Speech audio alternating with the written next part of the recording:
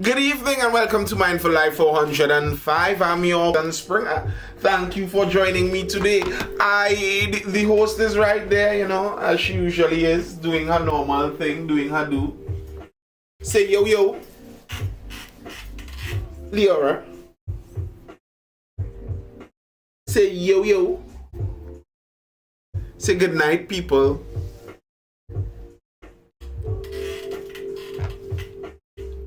We're just chilling on a Thursday. 5. No eating of the fingers. Just give 5s with the fingers. Hey Ronnie, what's the good?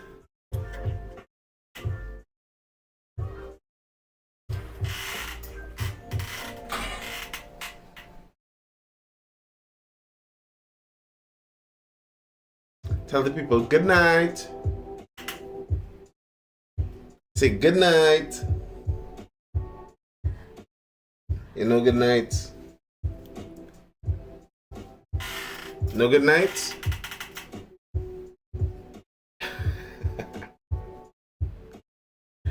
We inside, yes, Reeve. We are on a Thursday. We inside precisely.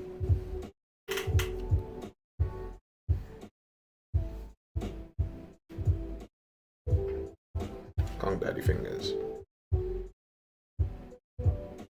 1, 2.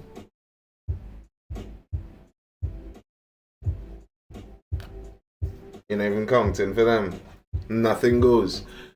Good night, good night, good night. I hope you see what happening in Tobago with a bandit. Yes, boy. A bandit gets a headlock and died. Yes, Lily, I see the mosquito. That's the mosquito. You wanna kill the mosquito? Kill the mosquito. Kill the mosquito. Kill the mosquito. Yes. Don't let it get away. Yes, some bandit run in somebody's house and get a headlock. A Tobagonian headlock is not a headlock to play with. People, a Tobagonian headlock, you don't play with that apparently. And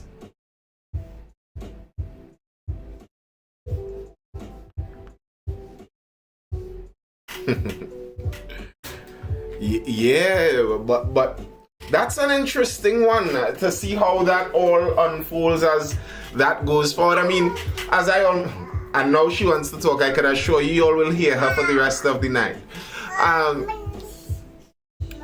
It would be interesting, as I regularly say, like when our opposition leader talks about, the castle doctrine and stand your ground and etc. etc. And I say I don't think that's where the problem really is. Yes, you're killing the mosquito now. Where the problem really is in Trinidad and Tobago, because by and large, when people do defend themselves, I don't think that they see and face prosecutions. Like, I do not believe this Tobagonian person is going to face any real prosecution over this. I don't think so. I don't think they will. I don't think that's a real issue here significantly. Otis says Tobagonians are very strong. Well, this seems to be evidence as such. Do not play with the Bagonians. They are strong. When they lock your neck, the lock is real. That blue food headlock is not the same as a doubles headlock. Us Trinis and our doubles and alpis in the morning, apparently they don't do the job. That blue food, Who needs guns when you have these, eh? Those guns were enough apparently. All your week. Yes, Rennie, I understand. I notice. I've noticed this a long time ago, Everyone in Tobago has about around 10 pounds extra that they just carry around for so, and I'm not necessarily saying they're fatter, it's just an extra little layer of meat. They're just a more meaty, hefty people. That's that healthy eating. Like, if you see a fat guy in Tobago, that's a guy that sweats every day. Yeah, he sweats every day. He's just that big for that reason. And trust me, that belly isn't just soft and jiggly. These people have something to back it up with. That's the last house you would be rubbing. Sheesh. Headlock take you out. Blessed night, Joy. Blessed night, blessed night. We're streaming live right now on TikTok and on YouTube. Wherever you're looking at this, be sure to hit that like button. Double tap the screen over there on TikTok. That is how you hit the like button there. If you're wondering, you hit that screen, 2 quick taps. And get those likes pumping, going up. Get the algorithm to say, hey, this is good stuff. Send it out to some more people.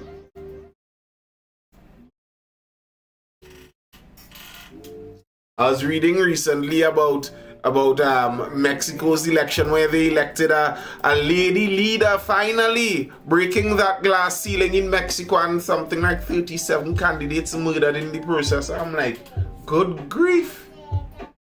It's a battle of survival to win a Mexican election. And they talk about overall throughout the election, it's something like upwards of 200 activists and candidates were murdered. Like, what do you mean? This process doesn't seem to be working.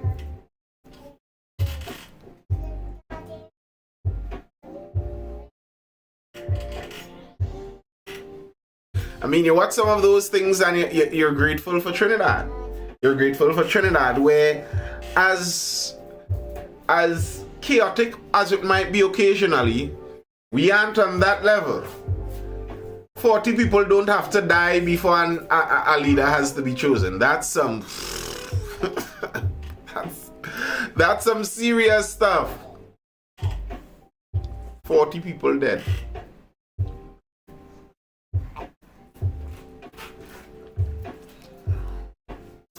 Ronnie asked, it wasn't fair is what you're saying. Well, Ronnie, I don't even know what to call that, because if an election is the person who gets the most votes wins, and it just so happens that all the other options died, and I got the most votes, I mean, as pertaining to the election, I would have won it fair and square.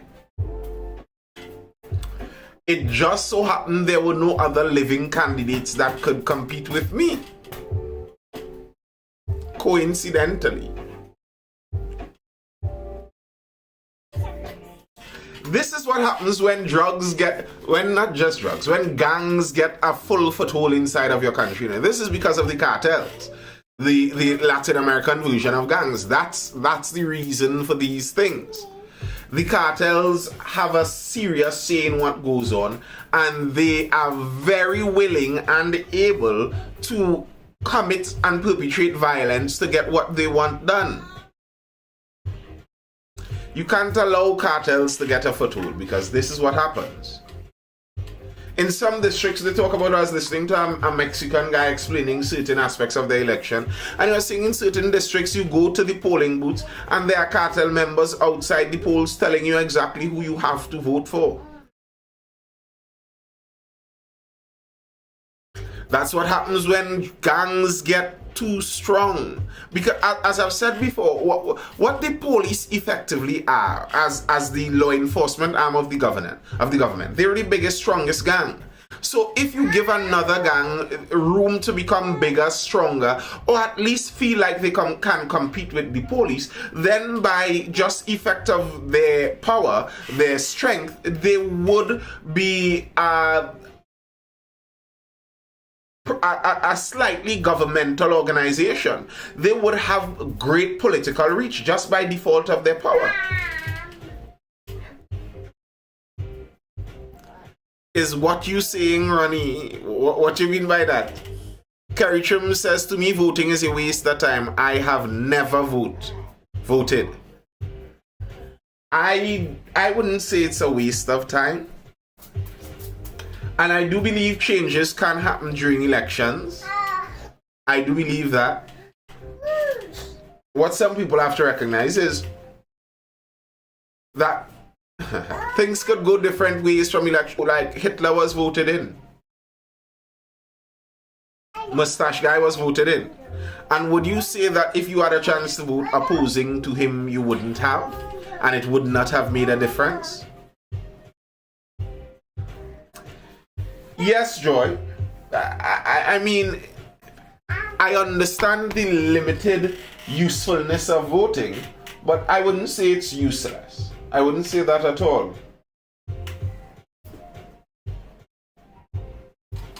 And I think very often, like the quote that says, people who are too smart to participate in politics would be punished by being ruled by those dumber than them.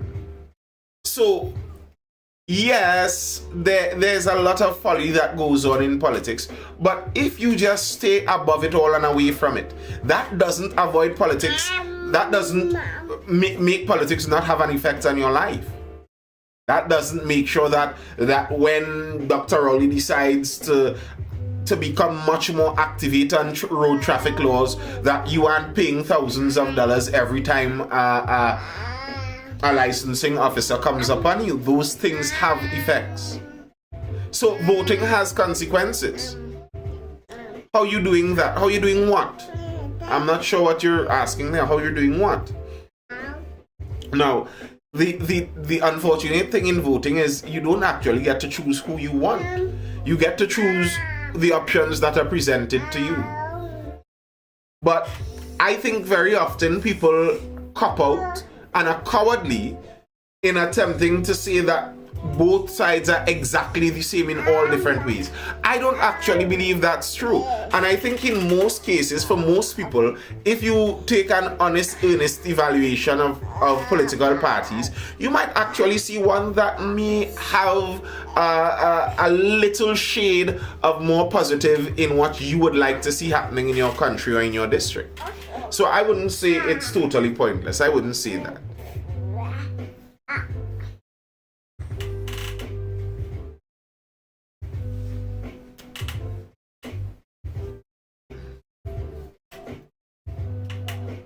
But people, it's Thursday. It's a Thursday. And what we do on a Thursday is we talk. It's Thursday Talks. So if you have any questions or comments, feel free to send them in inside of the live. Or you can feel free to join and have that discussion if you want. What are you eating? What are you eating?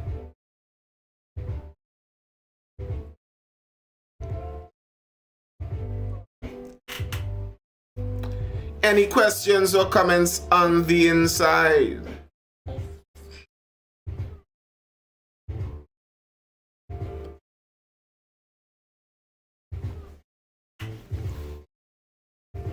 Go on again. Hey, I see people.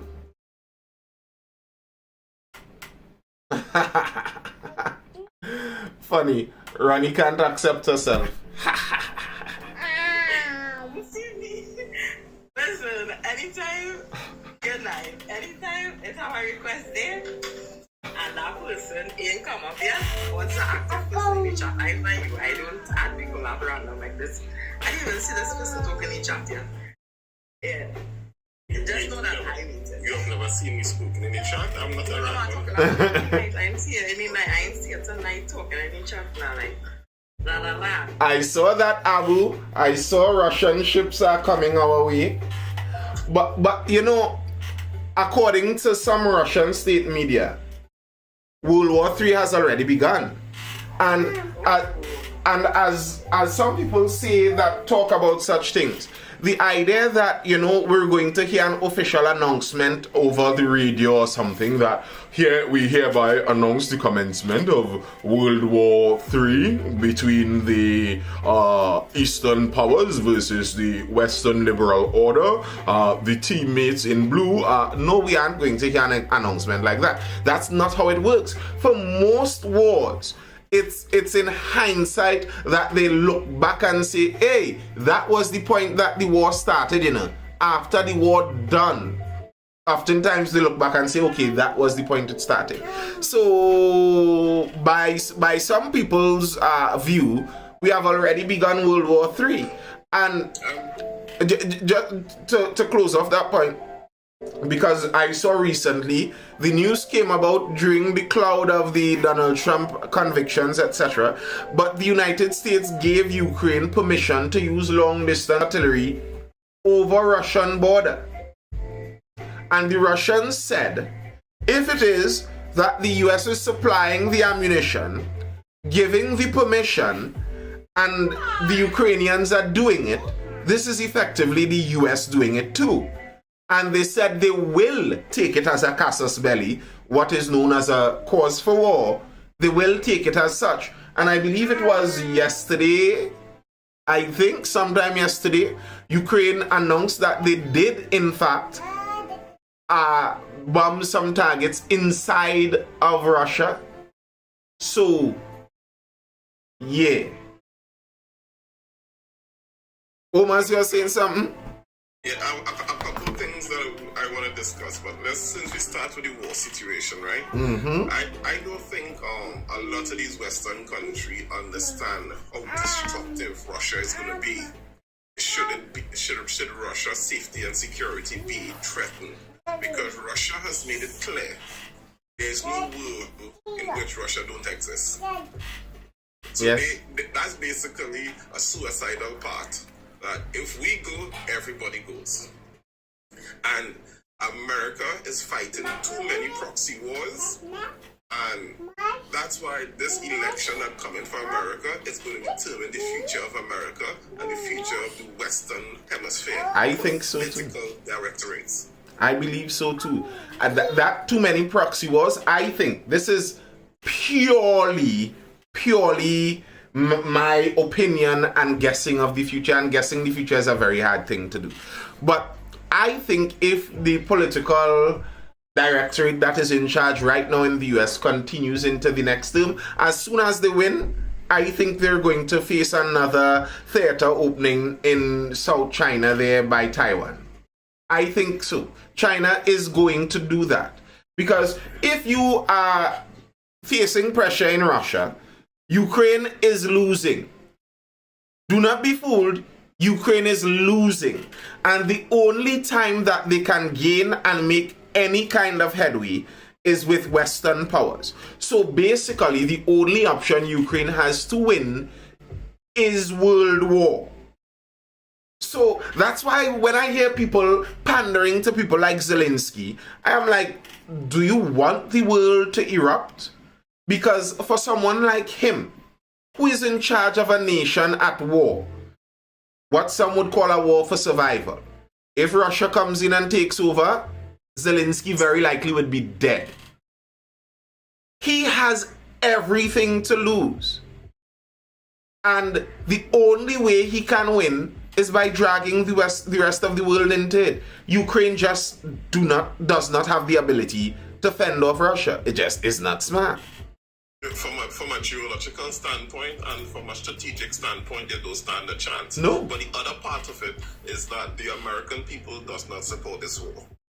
But the American oligarchs, people who are profiting from this war, support this war in a big way. Yep. So I expect to see some sort of civil uprising, especially from the southern parts of the states, in terms of response to this war, because they are all the universities right now is seriously protesting the Gaza Israeli situation, and that has happened once already in American history, when the Americans did not agree with certain wars and all the universities started protesting. And so we have a war that the public is not buying into, mm-hmm. and that's a serious question. When the public is not buying into, and I cannot see they creating any false flag attack in which Russia attacked them first. Because they has been provoking Russia. Yeah, they have been provoking. I think the media has made a lot of those moves that were once normal in war games. They have made it a lot more difficult. The false flag isn't as easy as it once was to pull off. Even if you actually legitimately get attacked, a lot of people are automatically going to look at it with suspicion. And many young people have grown up with a very anti-war bend. The idea that I am going to some foreign land to suffer and be in pain, to kill somebody over something I have no idea about. Many people are not enthused about that. The benefit the US have right now is that they don't actually have to send much boots on the ground. The moment things start to look like boots on the ground, a lot of all of this starts to go on its head. Because as it stands, what the US is basically doing is sending money, and the money is being sent back to the United States to buy weapons from US weapon manufacturers. That's for the most part what they're doing. So it's a money-making scheme to a large extent. There isn't much loss of life, and okay, they might be bankrupting the economy, but the US government has been doing that for decades now. So that in and of itself would be limited in its effect. So, for example, Israel-Palestine, Israel-Gaza. The reason that I think works so well for the university students is because there are men on the ground where you could see people suffering and you could say, okay, this is happening because of my weapons and I don't want my weapons there. That kind of men on the ground thing puts people much more personally involved. There isn't that feeling as much in the Ukraine-Russia conflict as yet. But I think the Ukraine-Russia conflict stands the possibility of becoming much worse than the Israel-Gaza conflict, actually. Exactly. Because the reason why it stands to become a greater conflict that could involve the world, because Russia has a mentality that they're going to defend themselves, and not just a mentality, they have the resources and they know how to do so, and that's the reason why that conflict could go from 0 to 100 very quick.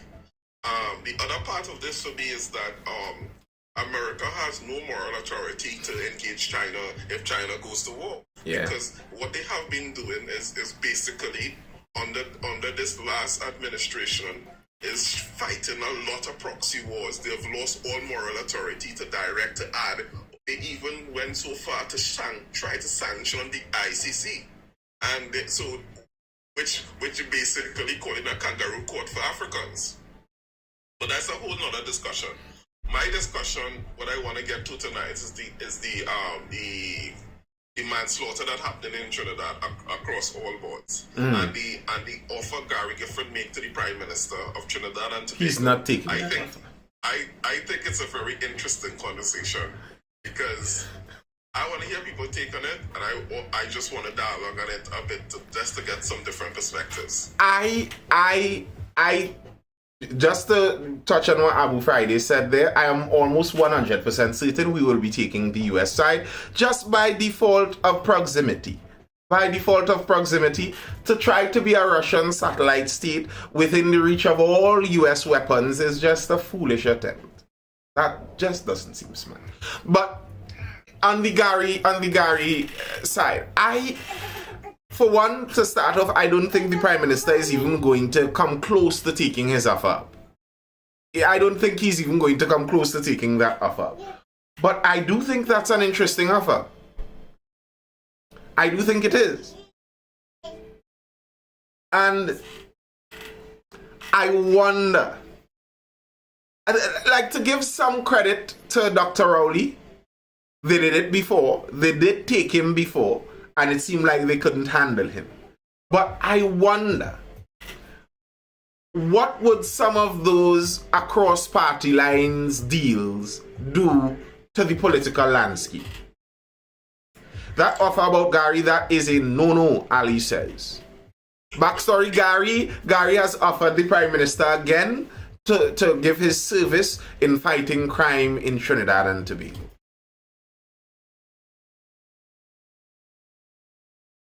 Alright, so I'll respond to that guy who called there's a choice. Having a choice and exercising that choice is two different things. And particularly when you're in the backyard. And a lot of people need to understand there's your choice and there's geopolitics. And our geopolitics situation don't give us much of a choice. We have to align to. Exactly.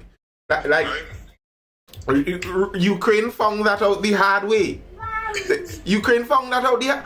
Well, not all. That is simplifying it. But basically, what was going on is Ukraine told Russia, I don't want to be your friend anymore. I want to be friends with NATO and the West. And Russia was like, no. You are my neighbor. You do not get to be friends with my enemy. And that is pretty much precisely what you all forget. Do not forget. The reason that Russia is fighting in Ukraine is because Russia has claim to a lot of the infrastructure of Ukraine. They built it up when they were all united together as the USSR. And Ukraine wasn't a country. Ukraine basically means, I believe, the borderlands. And that's what it was, with the Russian central authorities doing a lot of infrastructural work there. And the Russians were willing to go to war to keep some of those little scraps of infrastructure. Do you all understand that a lot of the infrastructure in Trinidad was constructed by the Marine Corps engineers during World War II? Mm-hmm. And do you think that those Americans will just sit back and watch Russian artillery and merchandise moving to their infrastructure? But just the mere fact that the Russia is coming into the Caribbean waters to do exercise, because even when it had the Cuba crisis, it's because Russia wanted to put missiles that could reach the U.S. Territories. Yes. And they considered if you cross this waters, it is considered an act of war. And so I don't think people are fully aware of the history of how these things actually work. Because there are things that we wish to be, and then there are things, they are the way they are. I think, Umaz, I think many people dislike the United States a great deal. And because of their dislike for the United States as they've been existing for so long, they think that the rainbows and soft, overkind, wayward, spoiled children kind of attitude is what the United States projects across the world.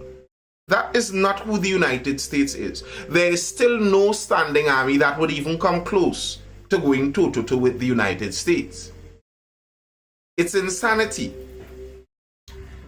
They are the biggest, strongest, most powerful empire that the world has ever seen.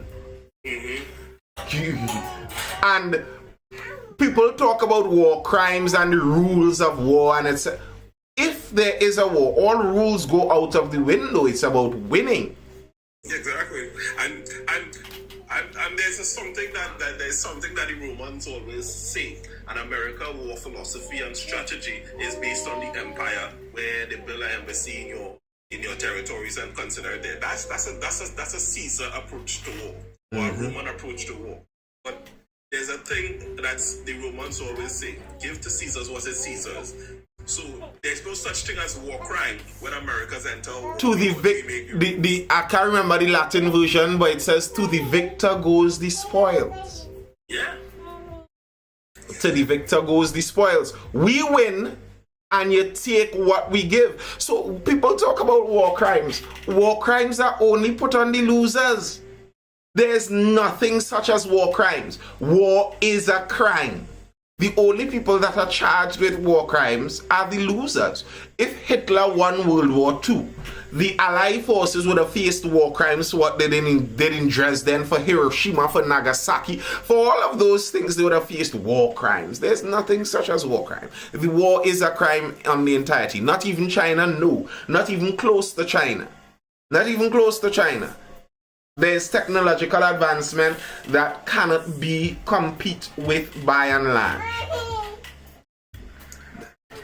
Yeah, let's go. To return to the manslaughter locally. You're going to say something, Mabu? One question. Let me ask one Yeah. question. Where's the Roman Empire today?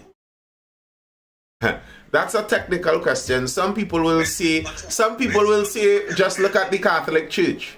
Where's the Ottoman Empire? Turkey. But it's no longer empire. Empires Correct. rise and fall. Yes.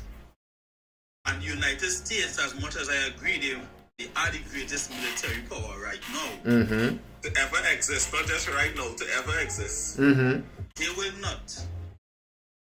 not get into any total ground battle with Russia. They will not dare bomb Russia.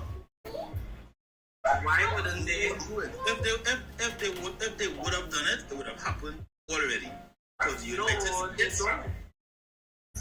States likes to set examples. They love to set examples. They would have done it already. No, I don't think so. Because here's the thing: the United States has been an enemy with North Korea. They have been enemies with Iran, with many of those countries for decades, and they haven't. It is their war running.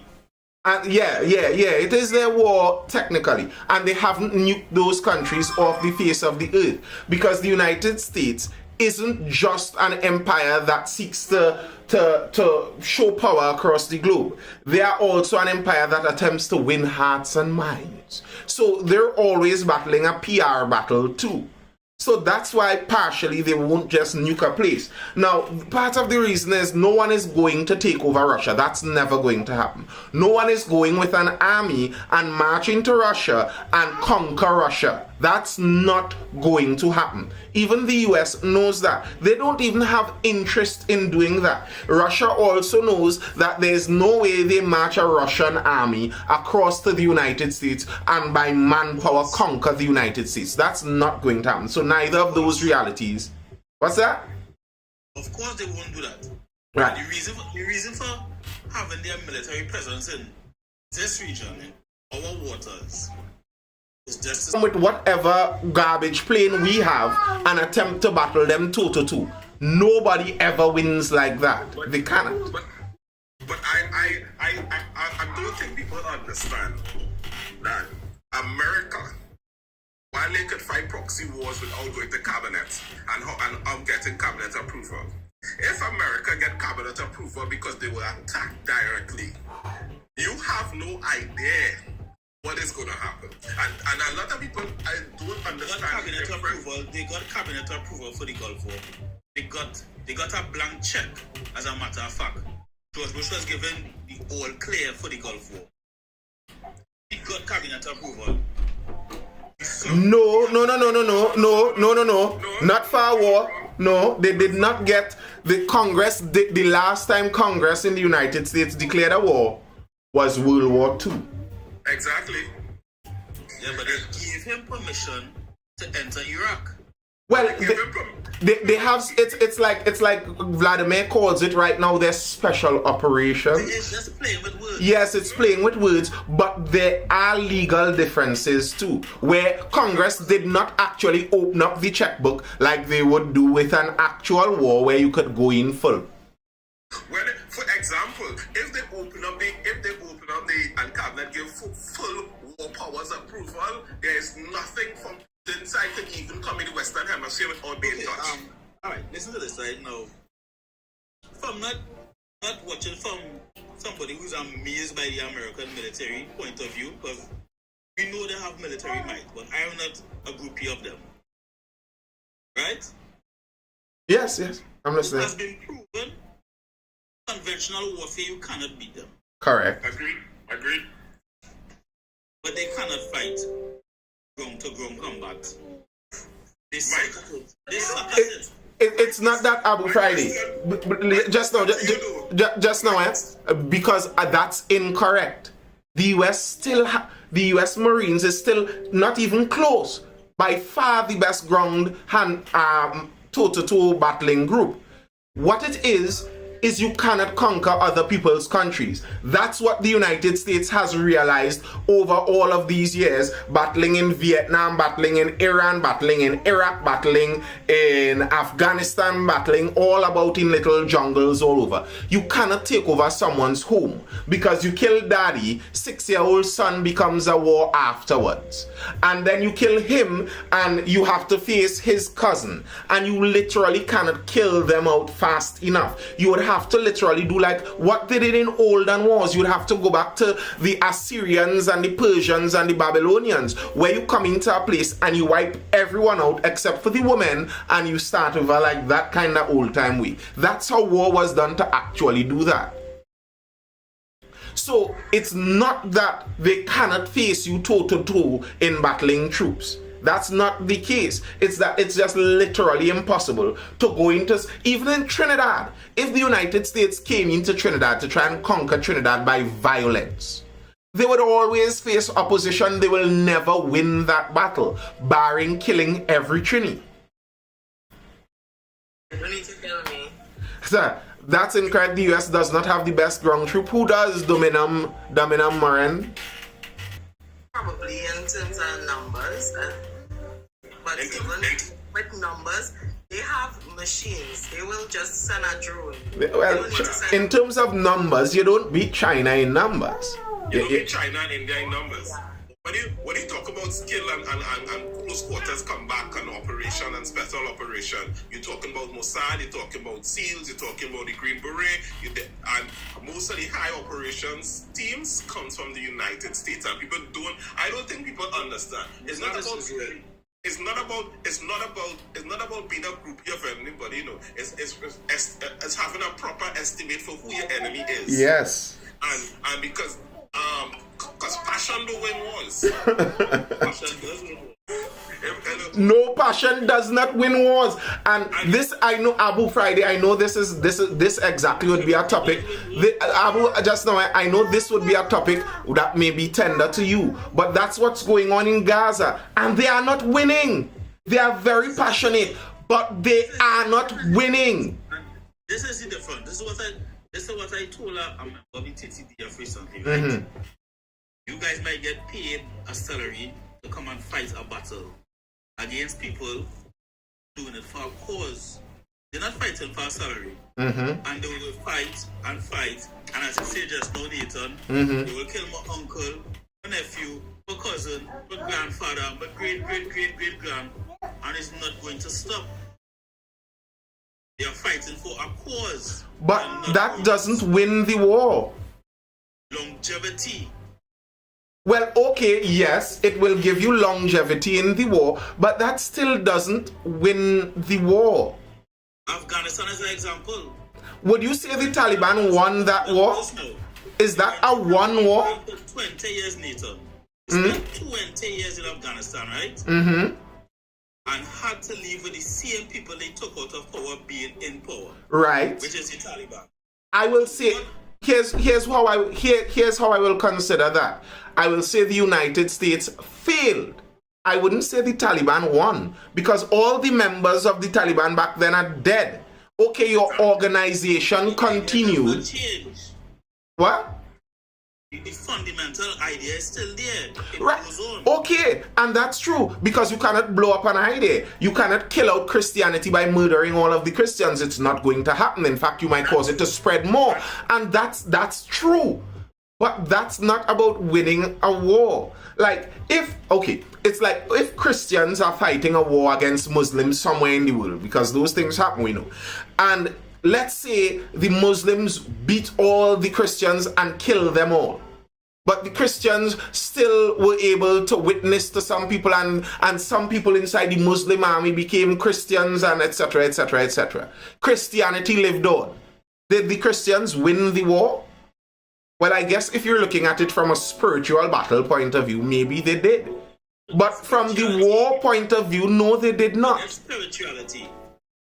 When it comes to fighting a conventional army with guerrilla warfare, which is what is being used against every time the United States invades a country within the last 20 years, guerrilla warfare, yes, they have all the best equipment. I agree with that fully.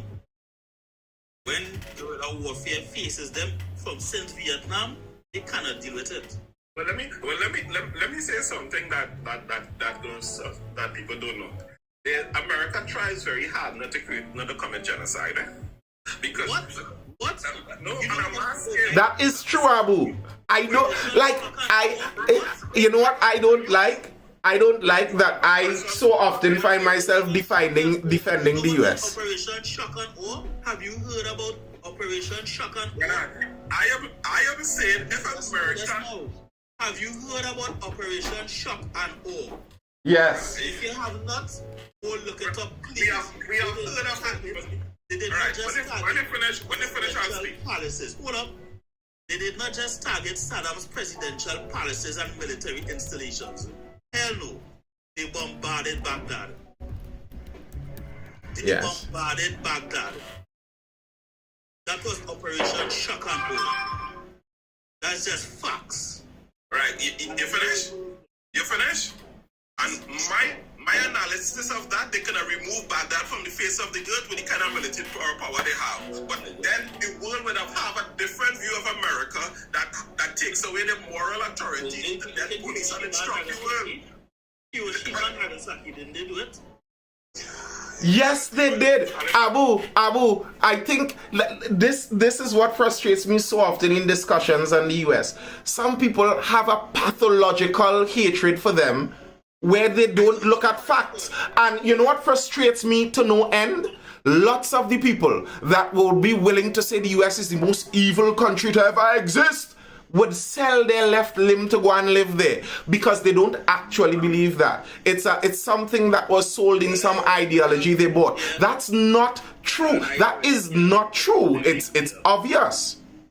Again, the issue is not with the United States country or the United States citizens. People must not confuse these two things. An issue with a political ideology and somebody just because they have an American citizenship is not the same. What's the political ideology of the United States that you have the issue with then? Yes, it bullies everybody that want to be the world police. Take the ICC for instance, Mm-hmm. right? They were in support of the ICC issuing warrants for Vladimir Putin. They were fully in support. They were jumping up and down on their media with their control. No, remember, they are not a signatory to the ICC, and they have laws that if the ICC ever attempts to investigate their troops for war crimes while on the battlefield, or their government, they are going to sanction the ICC members, the judges in particular, which is either today or yesterday. They went to Congress to pass a bill to sanction the ICC for issuing warrants for Netanyahu. What is there to like about their policies? Can I respond? Go ahead, Omas. So there are two things, right? As an individual, I have a right to further my agenda. You mean you don't need to agree with it, but it's my agenda. And that is what people don't understand. The United States has its own agenda that it doesn't need to explain its agenda to anybody. And it has enough power. Explain the agenda. I shouldn't have to explain why he invades Ukraine. China shouldn't. But here's the difference, Abu. Here's the difference. And this is what I've been saying all the time. And why, yes, the US is hypocritical in how they do that. But it is the fact. Might makes right. Why do people act like the big shark in the pond moving his weight around is a strange thing? That's how it has always been. So, okay, if you don't like that the US is doing that, build a bigger military and take their place. That's how the world has gone on. And okay, you could say that the US, when they have been in control, they have been evil and etc., etc. But I will dare say, and I will look at the world, the facts that lay themselves out as they are, and say that the US has by and large not attempted to do genocide. And I believe many of the other ideologies, including the Arabic ones that they want to spread too, many of them will be much more cruel should they take global dominance. And many of the others want global dominance. It just so happens that the US has it. The US has global dominance, and what do they want to do with their global dominance? Well, beside the homicide and the rainbow, they want to come and sell you their snacks and their happy things so that you can give them more money. Okay, that's not necessarily the best thing, but there are worse things that the dominant power could want. Who's on the outside? Riyadh. I remember we had a nice discussion, bro. Most Americans don't agree with the government policies. Yes, that's true. I don't know if I'll say most, but many Americans don't agree with their government policies. But I also think that many Americans don't know how their government policies benefit them. So by the US forcing the world to have to keep digging everything that they have to dig up and produce in order to buy US dollars that the US prints at whim, what they effectively do is they make the world into indentured servants for them. So the US doesn't need to produce as much as they need to in order for their economy to falsely be very strong and people to get large salaries for doing absolutely nothing inside of the country. So if they were not to have that power over the rest of the world, a lot of that ease of living that US citizens experience and love, they will lose it. So while they may not support their government's policy because it hurts their feelings, I think if it comes down to it and they have to lose their benefits in order to stop the policies, they would prefer to keep those benefits. Hey, good night. Good night. I haven't been on this. Yeah, man, it's been a while. The conversation sounded nice. I said, let me jump in and give you my 2 cents. I think it's similar to a conversation that we had before. Yep. I would just say that it's okay to criticize systems and hegemonies if it is we disagree with it, even though to a large extent might usually equates to being right in the sense that it usually becomes the dominant view. I wouldn't say it's objectively right or wrong. It's just the dominant view. Mm-hmm. You know, and you're right that it'll be the prevailing system. It'll be the prevailing hegemony until the system comes about, and usually be done through military means. Although China probably trying to do something different. Yeah. You know, they're trying to do it through commerce and building relationships with like the third world. We don't know where that will go. Again, we probably had a conversation before. Mm-hmm. But it's okay to criticize the American system, particularly if you're a part of the third world and I don't like to use the word victims, but we are essentially victims of that system. We are the sacrificial pieces to give the Americans the life that they enjoy. So it's okay for us to criticize that system, and we should want better for ourselves. Correct. Trinidad will never be the military power that America is. So in order for us to have some sort of equity or we have to find a better system, and we have to come up with a better system. You know, maybe it might mean a collective thing with other countries, and a better way to view the world, as opposed to one dominant force imposing its will over everyone else. But I think that is the conversations that we need to be having. Like, what could be better? Because what is going on is not good. I mean, objectively, the war in Iraq and Afghanistan drained the Americans of like trillions of dollars. The economy's in ruins. They can't take care of their own people. The infrastructure is depleting. Mm-hmm. So that system isn't working, it's failing. So we're on the verge of a new system, a new way, a new path forward possibly. If you know, so maybe we could have conversations about what that could be, you know? I think what China is aiming to do, and it's not even much of a secret, China kind of says it. China doesn't have to worry about elections every 3, 4, 5 years. They could play the long game.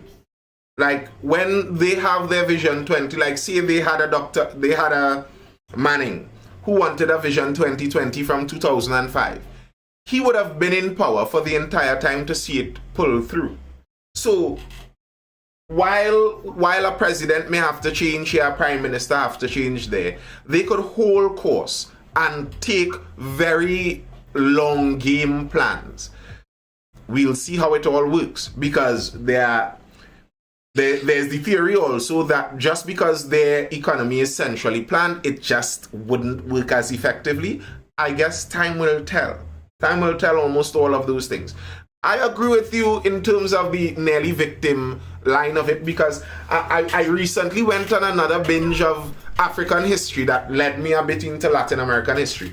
And when you read about a lot of the dictators and very evil people that passed through Latin America and Africa and stuff, one of the things that is almost always in the background is the US playing some kind of game inside there. Like The great CIA. and the great CIA, and like people talk about with South America. people even talk about with Netanyahu and Hamas and him being a facilitator in the earlys, etc.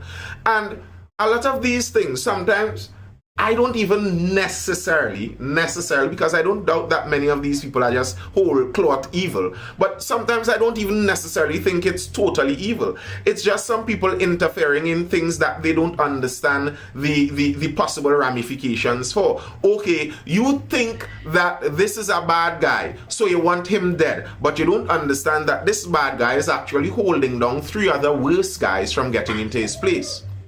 Also, it's not necessarily about them wanting to get rid of bad guys. I think after, especially during the Cold War and after World War II, there's a lot of battles between the ideas of socialism and capitalism. And the US had issues with certain countries aligning themselves with socialist governments and so on. So they went around the world overthrowing, having coups, etc. And the unintended consequences of that was radicalization of the people. Obviously, because they inserted cruel dictators, who ruled through fascist means, and the unintended consequence of that would be, radicalization of the people who have to live under that rule. And to me, what I see when I look at a lot of the history of that is radicalization on both ends. So just as the US didn't want left-wing leaders, so did the communists not want capitalist leaders. And because of that ratcheting up, there was radicalization on different ends that led to serious cruelty going on. Right. You gonna say something, Abu? Christmas list is CIA, J. King says. I'm gonna say one thing before you change it to topic, right? Yeah. Sometime this year, agreement between Saudi Arabia and the United States concerning the petrodollar is going to expire. It's going to expire. Let's say if by some 1.11% chance the company decide, you know what, I'm going all out bricks and I'm not re-signing that deal. Well then, he better get better guards than Libya. Was Libya Gaddafi? He better get better guards than Gaddafi had. Abu, I don't want anything to happen to the man, but you know that is true. You know that is true. I know the reality of it. That's why I said by some 0.11% chance he decide he wake up and he say, you know what? I'm not renewing that deal. The hell with them. I'm going full bricks. I'm telling you that's never gonna happen. I don't think it's ever going to happen either. I don't believe it will happen. That's what they're doing, Yemen. So, I don't believe it will happen. If by 1 point something chance that happen, you will see America full war powers. Listen. That's what the only time you will see the full But this is the problem. They won't be able to do that because their currency will have a problem without the petrodollar. Their currency will have a serious Massive problem. So how will they finance their war? And that's why that can't happen. And that's why MBS could basically do what he wants. As Riyadh spoke about Yemen. Listen, I always look at this. 9/11, wasn't it something like 90% of the reputed attackers was Saudi? And they blow up Afghanistan. They blow up Iraq. They want to blow up Iran. They're fighting Syria. They're fighting everywhere around. I need to find where their passports make NATO. They would they make them passports? and not a bum touch the Saudis. Wasn't there some famous Washington Post journalist who went somewhere in Europe to meet a Saudi something, and they have evidence and recording of when they cut up the man and carry him out in barrels? Yeah, Khashoggi was a year before, something like that. What came of that? You know, and you all know America, you don't touch an American citizen, you touch an American citizen anywhere in the world, they come in for you, Worse yet, you touch an American journalist citizen, they will come for you. So the Saudis get their back scratched too. So it's like the plata plomo from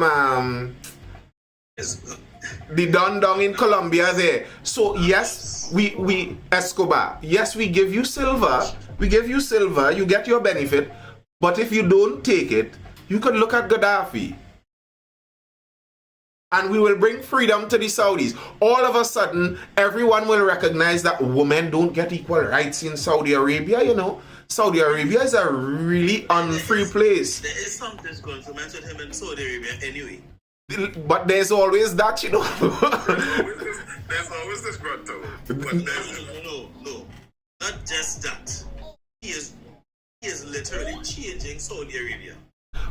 But I mean, he's a monarch at the end of the day. The religious issue is not, but they can't come out and really talk against him. They fund, okay, so the royal family funds WAP. Yes. I ain't getting into that one thing. I ain't getting into that one.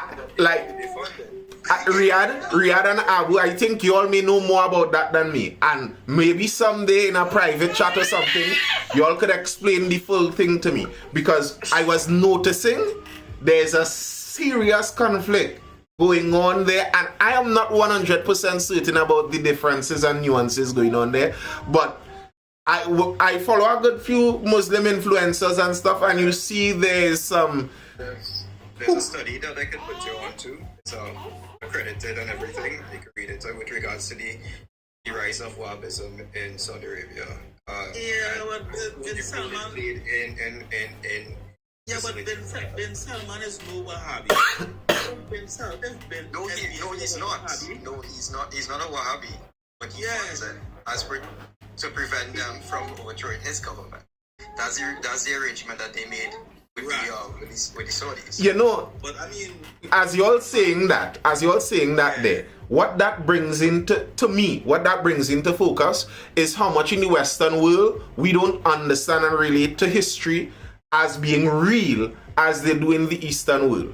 So they understand history that has been going on for thousands of years, that we have a deal with this one and this one doesn't like us, but we have a deal with them, and it's a complex living in those places. And when you have history of war, peace, allies, enemies, attempted genocide, who is family, who is cousin, who disown who changed religion, who changed name, and all of that is there attempting to get preeminence one over the other. Scary stuff. And that's why almost all the time the person who is in charge will almost never be liked by everyone, and very regularly they would be in charge by keeping some other group of people down. And as to bring it back to where we came from with the Saudis, if you are the Saudis, and in order to maintain your monarchy across the land that you are in control of, you need some outside help. And you have the outside help that would make sure you remain in control, you and your entire family. And all you have to do is make sure that they stay in on the deal. And you're rich too. You don't lose anything. Like, what could they be offered? What could the Saudis be offered to make them want to move away from that deal? I don't know. Protection and security. But they're getting that now. But that's what I'm saying. Who else could supply it at that level? And that's a very real, because should they not have that support, there will be an uprising every 4 days. Yeah. And the protection and support is a big deal. That's how many empires carried their power out. We put a puppet leader in charge and we promise him our protection. I am not saying the Saudis are puppet leaders, eh? That's not what I'm saying. But I'm talking by example there. So I can't see what they would be offered that would be so tempting to them to want to change. And like, I think what happened in Libya there with Gaddafi, and I am not a Gaddafi fan, but what happened there would have sent a message. Gaddafi wasn't a small figure, you know. Gaddafi was probably the most prominent figure in North Africa through the 70s, 80s, 90s. Yeah, he was the bridge. He was the bridge between Africa and the Middle East. So He was at linchpin between the two. if I am a leader in the Middle East and I see that this exalted man was dragged in the street like a common criminal and murdered and hatcheted and all of that, that sends a message, and I think it was meant to send a message. Predicted that donator. He warned them. He stood in an Arab League conference and told them that was going to happen. Told them, you allow them to do this to Saddam Hussein, which one of us is next? He warned them. Gaddafi wasn't a bad guy either. I'm not buying that. As I regularly see in these discourses, there are multiple things could be true at the same time. Because one person is a bad guy doesn't mean that the person they were fighting has to be a good guy. In most wars that ever went on, it was bad guy versus bad guy. Yeah, good or bad is relative. Yeah. Depends on a lot of things. Exactly. True. We ain't have active. What about daddies? Those girls don't marry. What? What are you talking about, Ronnie? So let me double back to the Gary Gibbon conversation. Yes, Oman. What's that? Sorry, go ahead. Ronnie, what you're saying about girls and marrying down? I lost. Said he wanted to marry a Saudi girl. He fed up buy groceries. So I said, damn girls don't marry down. The daddy still pick. And he was like, you know, when he heard us do that, so I was like, yeah, because we don't really have active daddies. Oh, that's where that conversation was going. I see. Shots. And there was a movie sometime about some and they say it was based on a true story. Some American serviceman made off with some Saudi royal girl something. I alone out with that. I alone saw that movie. All right. What you're saying there about Gary Omas? So we wanted to touch on the American war or the American proxy wars and how it affects us and be careful. And so we did that. But I was saying, since all this recent killing and disregard for life happening in Trinidad and the recent attempt by Gary Gifford to reconcile with the Prime Minister and to come up with a strategy and a plan to deal with criminality and violence in Trinidad and Tobago. I just want to hear people's thoughts on it and what they think that, if anything, could come of it, or what they think that the Prime Minister should do, and how should the public feel about it, because at the end of the day, the public at this point in time is very disturbed by the level of crime that is happening. And if they could elect someone now based on how they're feeling, and that person could promise a reduction in crime of 80%, that person is going to be elected. That's how I'm feeling as a citizen. So every politician has the solution when they are out of office. Every politician in Trinidad and Tobago has the solution to all the problems in the country when they are out of office and vying for office. They can give you all the solutions. And when they reach in office, it's a different ball game. My advice, listen, I sorry to say, but if the Prime Minister go to Gary and get bite from his same snake twice, you look for wherever he get. Look for wherever he get. That's how I put in that. So you feel Gary's a snake, Abu? What are you saying? Gary wants power. But But says it all. but Abu, all politicians want power. Necessary. All power. It means necessary. Okay, any means necessary. Like, here's the thing, right? For me, anytime you get into the realm of politics, throw perfection out the window. You're not going to find perfect people there. That's not going to happen. Azad Mohammed, but can he get the job done? To me, that's one of the most important questions. How is the person at doing the job? That's the important question. Cameraman and PR again. Listen, if PR keeps the country more comfortable, isn't that at least better than the same crime with less comfort? So because Our population and perception that crime is dumb, when in reality it really isn't. You're just doing a great job at PR. Public relations. But isn't part of the commissioner's job relating to the public? Yes.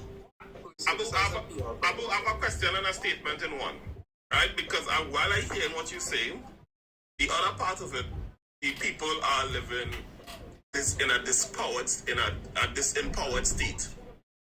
So part of politics is not making unholy alliance with people who you may not agree with, but they are able to do a job.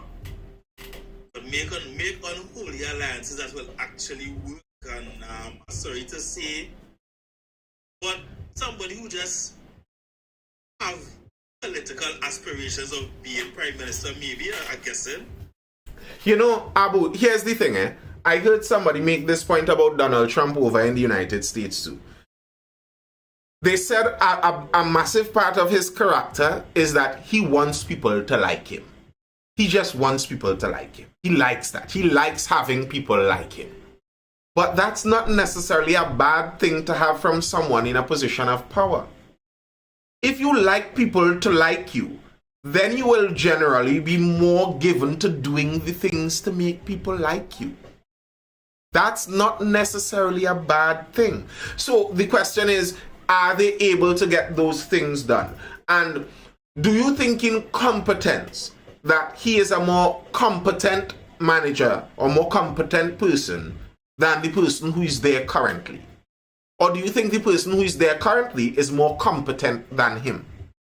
Do you think so?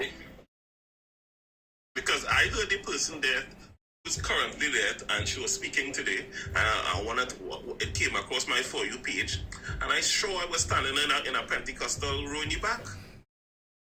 And that for me is very disheartening with the number of Coffee children dying in the 4s, the 3s, the 6s, and the 9s.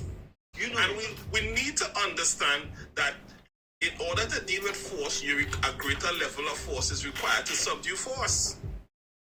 There is right. Listen, as somebody who, well, I never really like to deal with the press too much. I really honestly thought the first time that Gary Griffith was appointed commissioner of police, he would have made a difference in the police service. I said, give a man the benefit of the doubt. I was on him, give him benefit of the doubt. Even though it was a whole political play. Right? It ended up being coming down the road. This is just, what is the word I want to use? This was just work to advance my image for a future political career. But that's fine by me. Listen, but if I hire the commissioner... But what was done? Well, that's what we have to talk about. The population right now wants... This is what I maybe read. Right now the population wants some blood. Being realistic. Gary's going to give them that. And that's a problem? That's not the problem. The problem is, will it solve the issue that we have now? The crime and the murders. It's not going to in the long run. So he's going to look good. He's going to look good. He's going to look good. He's going to look good. Going to get praise and he's working. Social media going to be in a rave. Yeah, Gigi working. Hey. Riyadh, let me hear what you're gonna say there, Riyadh. Let me hear what you're gonna say. Yeah.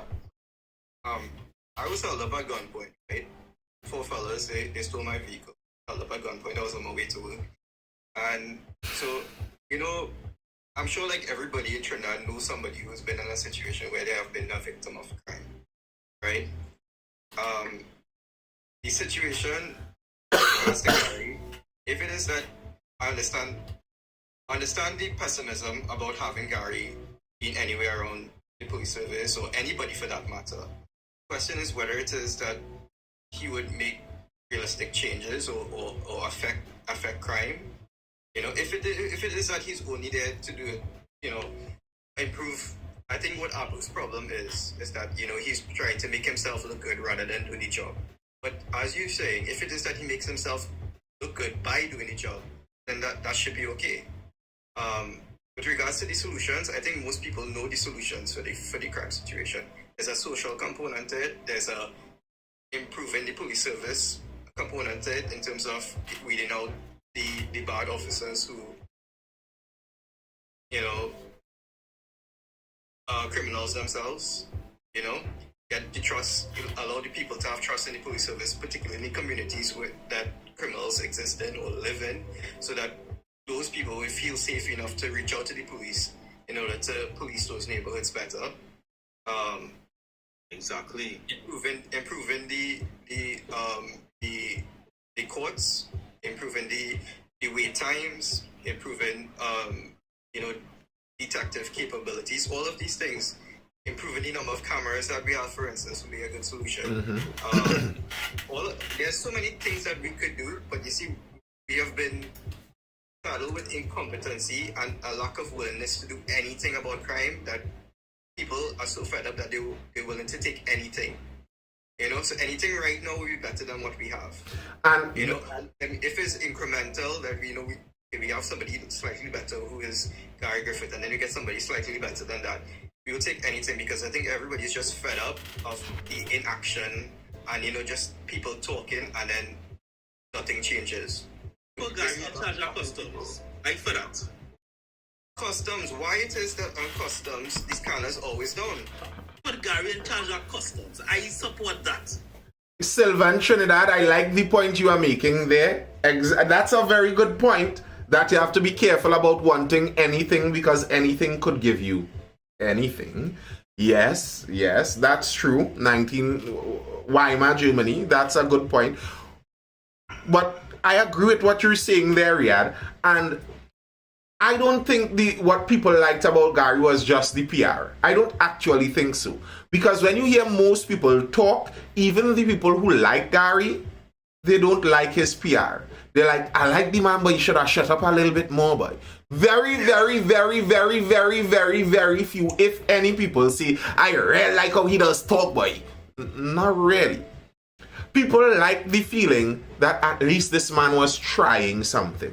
That, okay, somebody would show a gun on social media and he would have a response. He wouldn't act like the police commissioner is some robot that lives in a room somewhere in the capital that they wind up and send out occasionally to give some speeches on barely standard level English and then go. No. It seemed and it felt like this guy is a citizen of our country, going around our country, watching what is going on social media and responding in kind. And okay, you find that's just him pandering to the public, but that's what the public want. They want to feel like, okay, the people that are fighting crime for us understand what's going on with us. And at least, if the 500 plus murders were still going on, it felt like this person was in the battle with us. No, I agree. And not only that, Nathan, the idea that there is from a leadership standpoint, they're not speaking the language of the criminals, because the criminals speaking a different language of bloodshed, fear, and terrorism. And because when you could walk in a hospital and shoot up a hospital, that's a certain level of terrorism. Yeah. This is the first time that has happened in Port General Hospital. Right, but it's still terrorism nonetheless. It was then, but it's blatant now. Right? When we spoke in our recent live meeting, Mm-hmm. when these guys made the threats against Yeah. right? in that situation, yeah, if you want to say, well, this is a threat to national security, you don't call it SOE, and wherever is wherever. The police not dealing with that. Defense force dealing with that. Cool. Well, but that's a whole different power. Let me finish my thought before I forget. In calling it SOE, they don't have powers to do certain things. And because we're going to hold a bunch of people, and then the state going to come under normalization, and a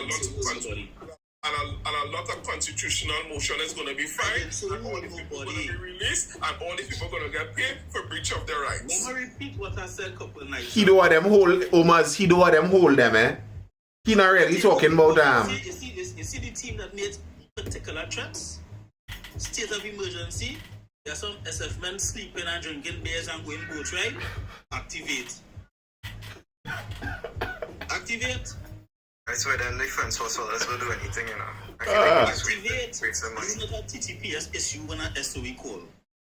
Like, I kind of, back when you said that, Abu Friday, I could agree with some of that. And as I said, I remember recently we had our Minister of National Security talking about terrorism and stuff like that.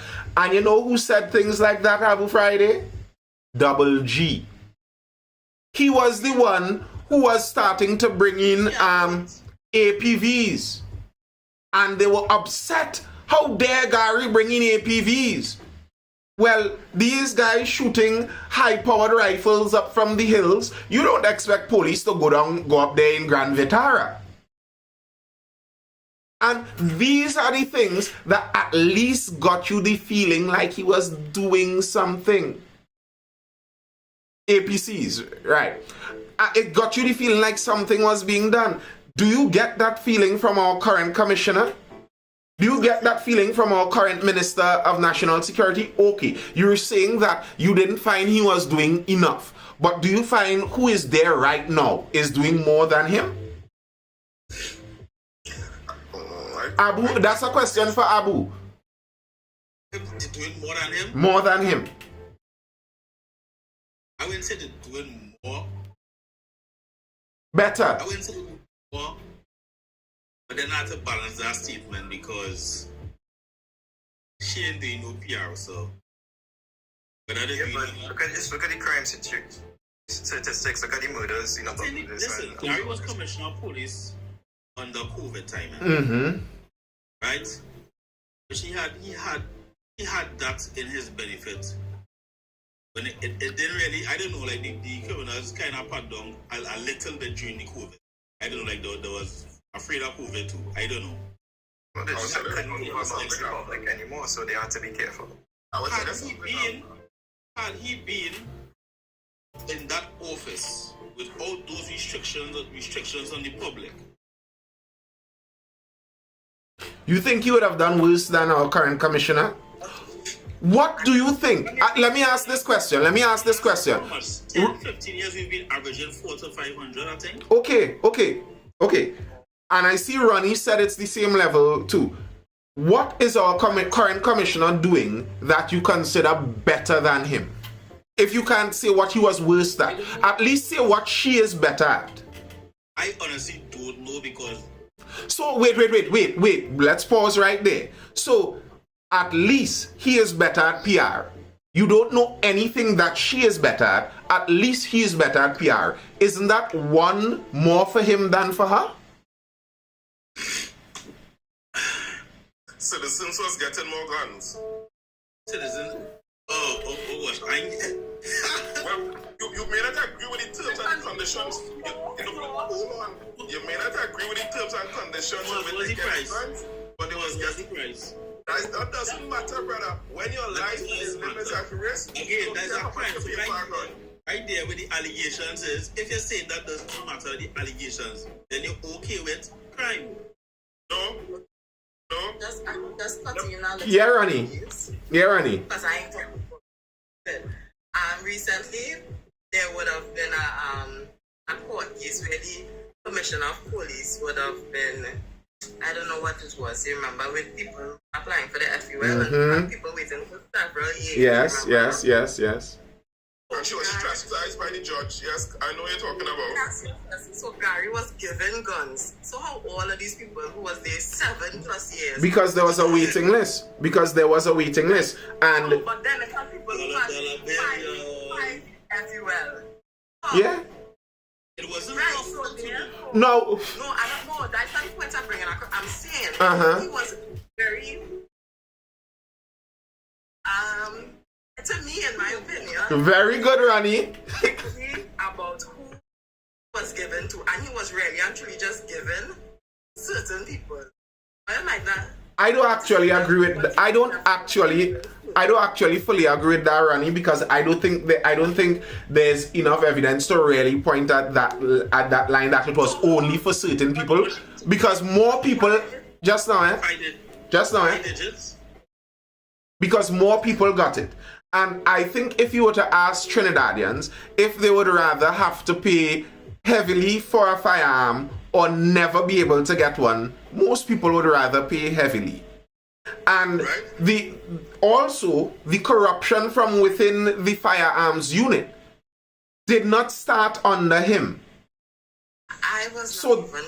So no, just the reason that there was that fee and the reason it's only some and some, there was corruption in the unit. That's a fact. That didn't start under him. So this commissioner basically pays the price for multiple commissioners delaying the process. It wasn't like this, no, it was the office. The office of commissioner delaying the process. But not only that, she stopped responding.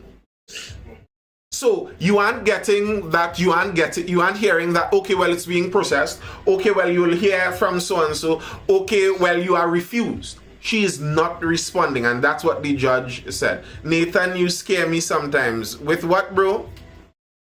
No, Nathan, just now, wait a minute, right? Because you're saying two things at the same time. But you're saying two opposite things at the same time. What's that? You're saying he gave more guns, but the system was corrupt. But this corruption was happening before him. But that is so well.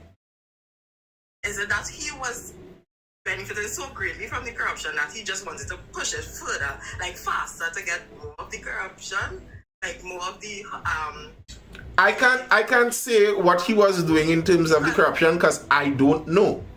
What I can say is the facts that as they lay out, there were more being sent out. That's a fact. The corruption existed in the firearms division before he was there. That's also a fact. Should the commissioner of police have to, on top of all the other duties and responsibilities, have to be the one signing off on FULs? Yes. my lord, that's who I sign it off. Should the commissioner of police, on top of all their duties, I think the reason for that, and bear in mind, it's not like the commissioner herself as in a Luna, it's the office of the commissioner. Office of the commissioner. And the reason for that, from when she went to court recently. But hold on. but she's in charge of the office, so she's the figurehead. But the reason for that, Abu Friday, is because the police are the ones with the records of criminality. So it makes sense that if you are going to allow some people to have weapons and refuse some people the ability to have weapons, you leave that up to the people who best know who would be criminals or not criminals in the country. Right, so let me say something, right? The police commissioner and the office of the commissioner is two different things. So, like, if I run an office, I'm responsible for the office, but I don't oversee anything. But my authority to pick the proper executive assistant, you are responsible for picking these people around you. You are responsible to making sure that these things are vetted, for creating systems that work. And that's what she's responsible for. So don't feel that she's supposed to sit down as an individual person and oversee all the nonsense that she even oversee in the person. What she said when she went to court was she has a lot of things to do. And that's why the judge insulted her for saying that, because that's a poor that's a very poor defense. This is why I brought up this question. That's why I brought up that question. Should the commissioner of police, whether you want to say it's the office of the commissioner, Well, then she is incapable of keeping up with the office. That's all there is to it. Exactly. Because all she needs to do is assign a deputy. listen, Nathan. Mm-hmm. Again, the United States, the government has all this relationship and allies and all kind of correspondence in the United States, right? Mm-hmm. They have a bureau, they have a federal agency responsible for this in the states that is needed. Make that clear. In the states that is required, you have an agency that deals with that particular thing. There's the ATF. They deal with that. The state that is required, you fill out your form, you send it in, XYZ, however long in different states. No commissioner of police in those states has to deal with that, you know. But I believe in the US, the actual people that facilitate you getting your concealed carry or being able to purchase a gun is the FBI, not even the ATF. No, it's not the ATF. When they do the background check, when they do the No, it's not the ATF. Each state have their own gun laws. So Florida have their gun laws. and there's a federal database that you have to check, and it's FBI. It's The commissioner of police sending it off. Well, no, the United States does not have a commissioner of police for the entirety of the United States. it's someone similar. But it is their federal law enforcement, the law enforcement that is in charge of the entirety of the United States, the Federal Bureau of Investigation. They are in charge of that. Because they have databases. Like our police. Like our police. Multiple agencies can check your records. Like, that's what the certificate of character is supposed to be. Something that multiple agencies could check and multiple agencies could put information into. That's why it's supposed to be left to the police. Like, okay, I understand that it's not being run perfectly by the police, but it's supposed to be. Kerry Trim, it's not classing USA and Trinidad. You can make comparisons to understand things. It's not classing them. We aren't the same country and we understand that. But Ronnie, I was asking, I don't think I got the answer from you. What do you, I don't remember. What do you think the current commissioner does better than Double G? Nothing. I was asking Ronnie because I think she was one against him for moving in. So what would you say she has done superior to him? Like, Ronnie, take a little step away there. And to me, that's the question. Go ahead, Rian. Is there anyone else in Trinidad that you think would do a better job as a commissioner? Please. I think there are some people that could do a better job, and they know from a tactical standpoint because, for example, I'm from Point, right? And I'm from a military family. And you'll realize a lot of people who get picked is docile people who have no tactical experience. You understand? These are people who are what you call pencil pushers, and they know what I mean tactical experience. There are ways to deal with certain things that require a certain type of approach. If anybody remember this guy from his... That's not realistic. In his 70s, I think. He was pretty famous in Trinidad history. Boroughs, right? People put a lot of blame on him for the current situation that exists today because he put a lot of fathers in prison, right? But Borough's name caught up in some serious drug reports, like, right? and he was well. the Starboy. Right. That was Starboy police. So Without social media. there's a train of thought that says that the reason why crime situation is so bad in Trinidad now is because of the influx of drugs in the 70s that caused a breakdown in the family systems, and we are about 3 generations or 4 generations from that, and crime has got progressively worse since then, right? So I may not necessarily agree with this, but there's an argument to say that excessive law enforcement is the reason why, or unjust law enforcement are not dealing with the root causes of crime, which is social issues, is the reason why we are where we are today. And not addressing those social issues is why we are where we are today. So Is there an alternative way of looking at crime that we're not doing or we're not seeing by only focusing through the lens of law enforcement that, that leads us to where we are? I don't. We just perpetuate the same cycle and you just speak progressively worse the more we just focus on law enforcement aspect of it. I don't agree with the root causes analysis of crime. I don't believe it. The idea that, it's the social root causes that leads to crime, and in order to solve the crime, we need to stop the social causes, and that will stop the crime. I don't actually see the evidence of that. If I look out at examples across the world of crime decreasing, every time it's by serious law enforcement. You cannot go back in time and undo whatever social situations happened. And editing society by just sheer willpower isn't something that could be easily done. You do it by locking up the criminals. And very often, what you see when you see things like, this actually failed, and what they tried real law enforcement here, and very often it's because the law enforcement was corrupt. So, what are the tactical ways to fight crime in Trinidad and Tobago? I think one of the best ways to fight crime, somehow you have to do it, is somehow get a much less corrupt police service.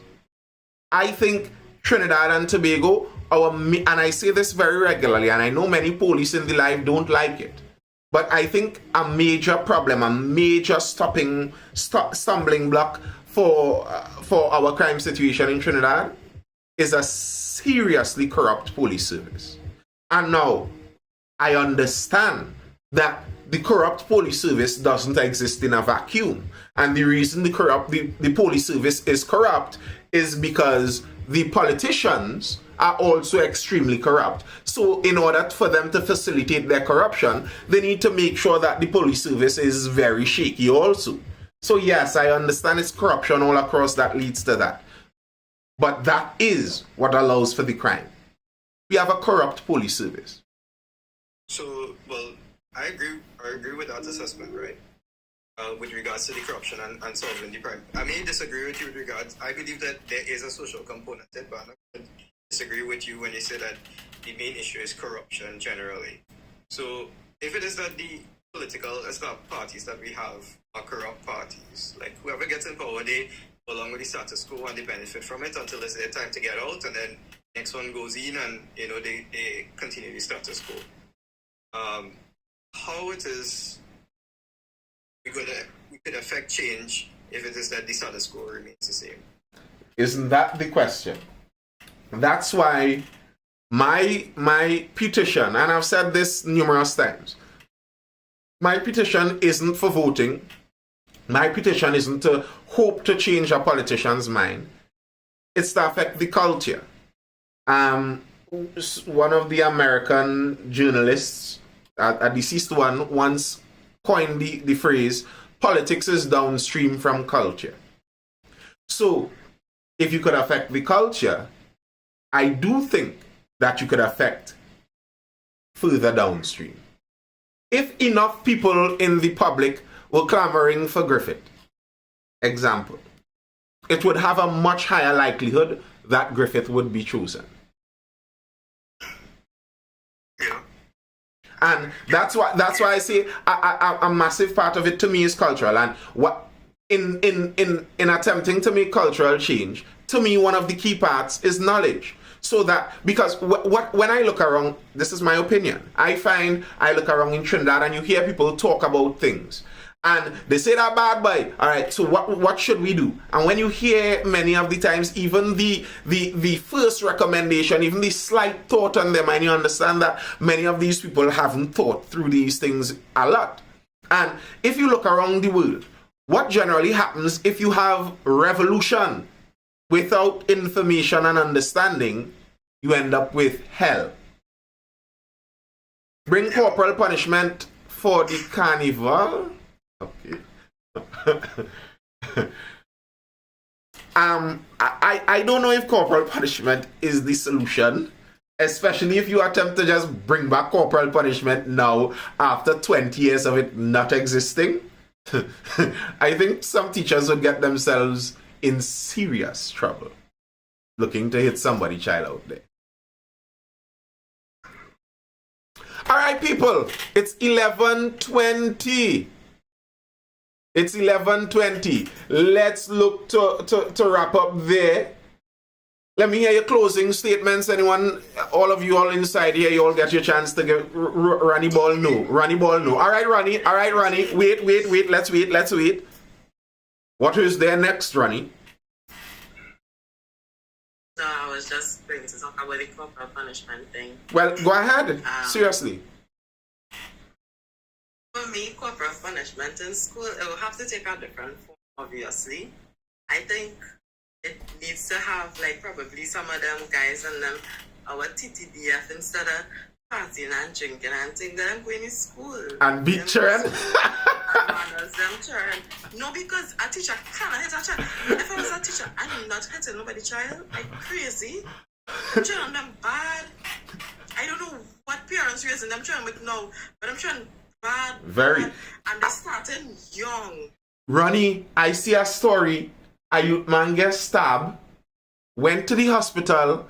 They follow him to the hospital and beat him up with his pregnant mother. What? Nobody else saw that story? Yes, I saw it. That's crazy.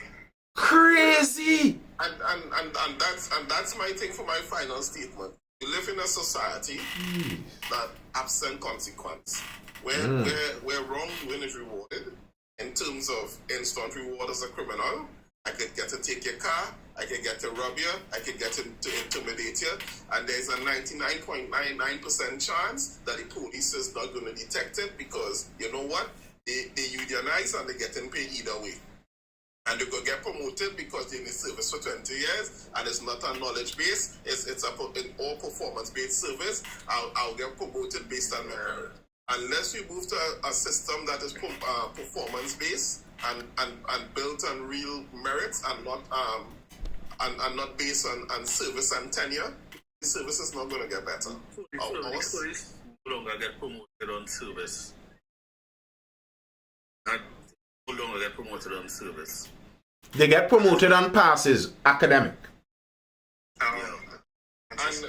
And still, I'm still find that it's not enough because if I'm a police officer, if I'm running a service like the police service, my thing is we are conviction, arrest, and results. Because I could go in there with 1,000 passes and get no results, and I can end up like Dula at the head of the police service and don't know my ass or bell. Hey, don't you dare. Don't speak about our lovely commissioner like that. Ronnie, I could hear the smile on your voice, Ronnie. Yes. Ronnie, I hear the smile on your voice. We hearing you giggling. Bring back some foreign commissioner police. Let's bring them back. That is correct. Now, my solution would be hire 100 accountants and forensic audit every single member of the police service and audit every single one of them and their families. And any one of them who don't have... Don't say that out loud, boy. Police will come for you. Because I and all want to know how officer name called affording a revo. Yeah. How police salary is by revo. Exactly. And Tucson. You see how much of them resign. You see how much of them start to resign before that audit, and that they'll read themselves out. They'll read themselves out of the police service. Yeah, but As for them kids who like to fight and thing, they don't fear lick standing, you know. They don't fear that anymore. It's probably get plenty of that at home or whatever. But they fear is shame. They fear shame on social media. They fear shame from their friends. So I'll put them in some orange jumpsuit and put them to pick up some garbage on the side of the road and put it up on social media. And you'll see how quick all of that behavior stuff. I don't think so. Ronnie, No, That's what they need. Ronnie, That's what they need. let me put a little point there for your point, Riyadh. I think if you went to a boys' college, you would recognize how effective some of those simple things are. Go and pick up garbage. And this big bad man to pick up garbage is all that it take to boil him down, you know? He crying after that. Them boys college, but not in No, them. I went. to Pumphrey, and that ain't simmering nobody down. Ronnie, you know I think. School, right?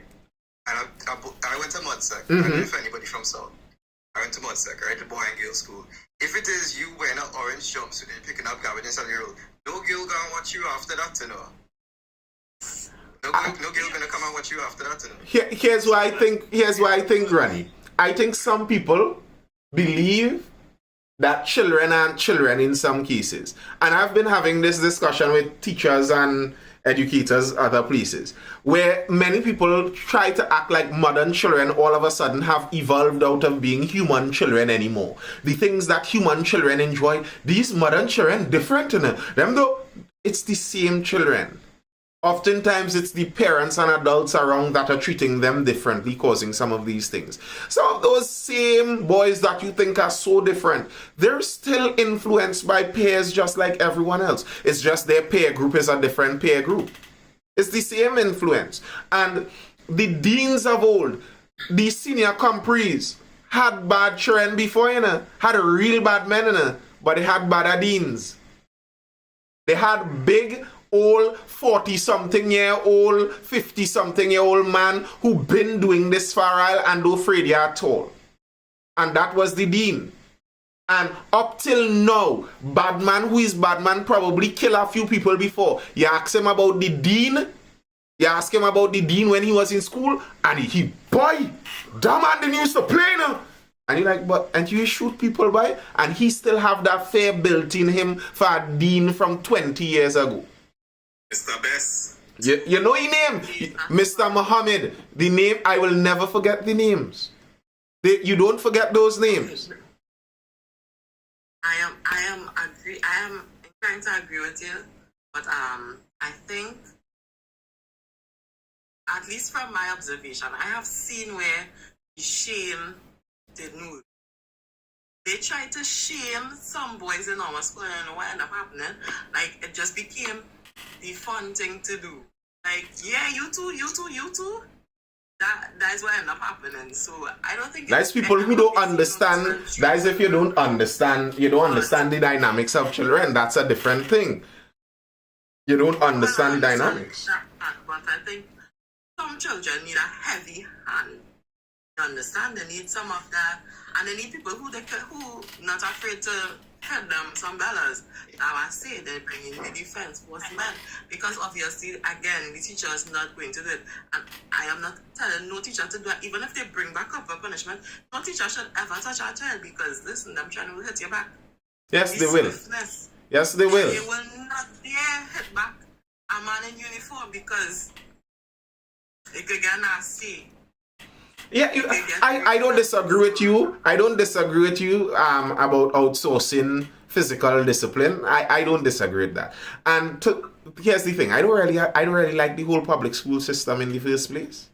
I am much more of a homeschool guy myself. The idea that my little girl goes in there to just breathe it with anyone else's, and some people they give their children no training. So I just don't like that risk for mine. So I consider that system a very difficult system in the first place.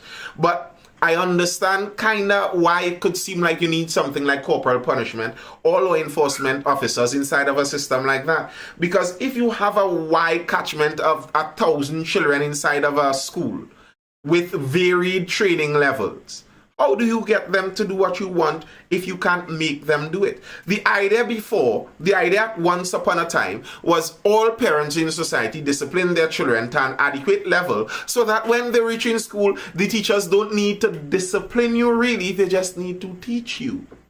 But that's not the case anymore. As long as the law enforcement you put in the schools is the old guys and not the young guys. I agree.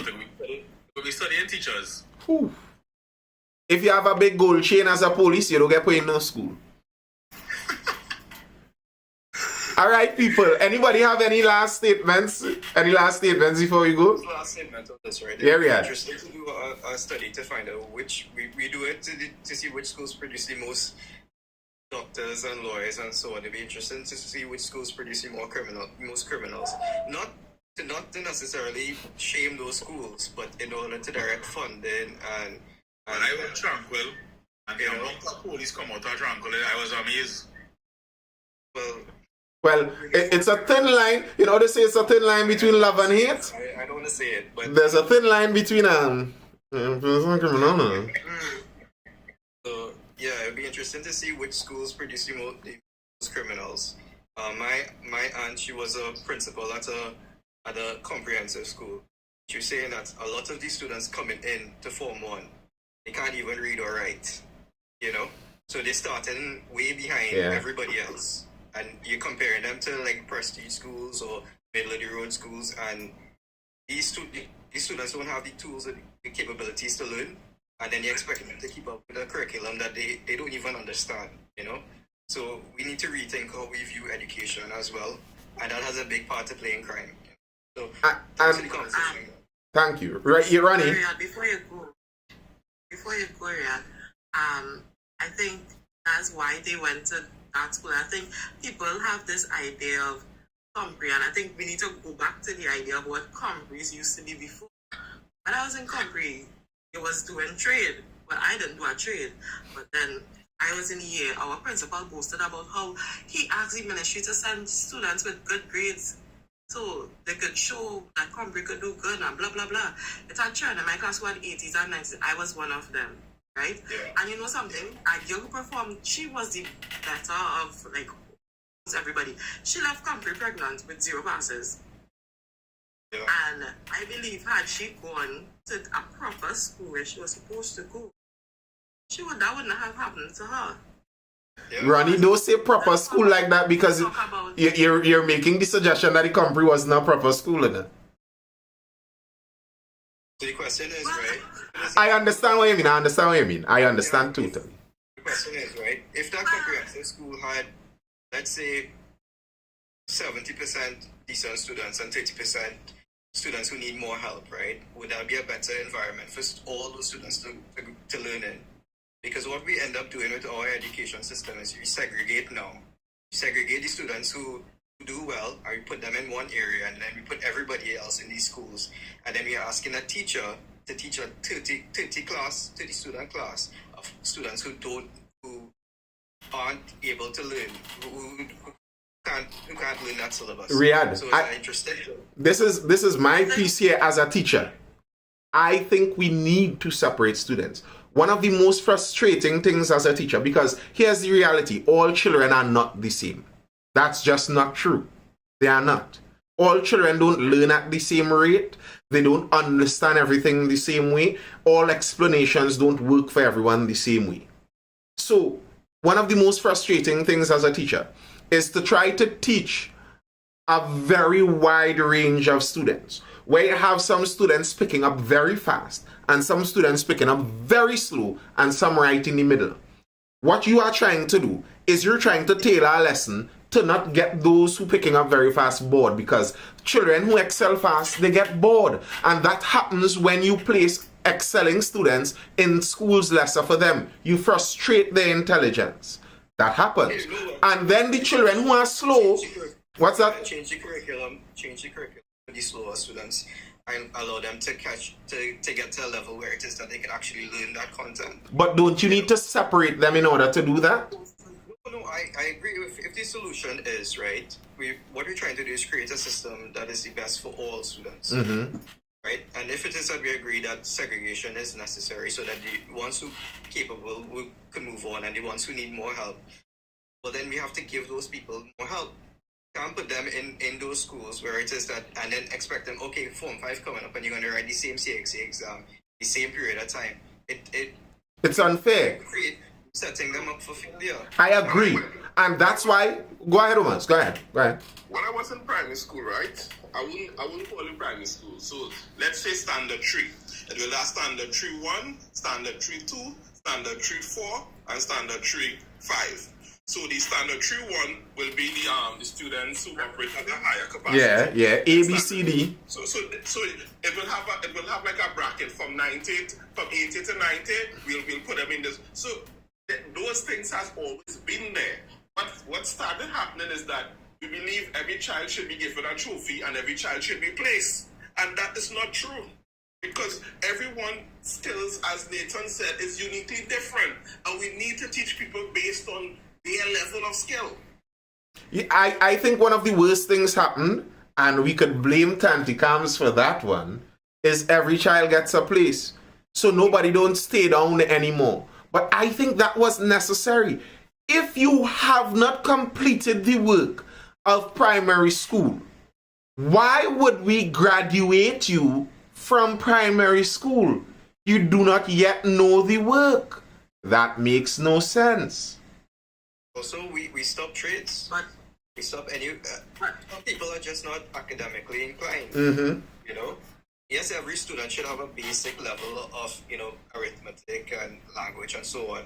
But some people are not academically inclined, and we cut off all those other avenues, and we forcing people down this exam pathway where some people can't succeed, and it's only later in life you see people later in life they find their path because we didn't put them on the path that would be best for them. Correct. So a lot of those things need to. And even CXC looking to move some of those technical and vocational subjects. What were you saying there, Ronnie? I just wanted to say two things, right?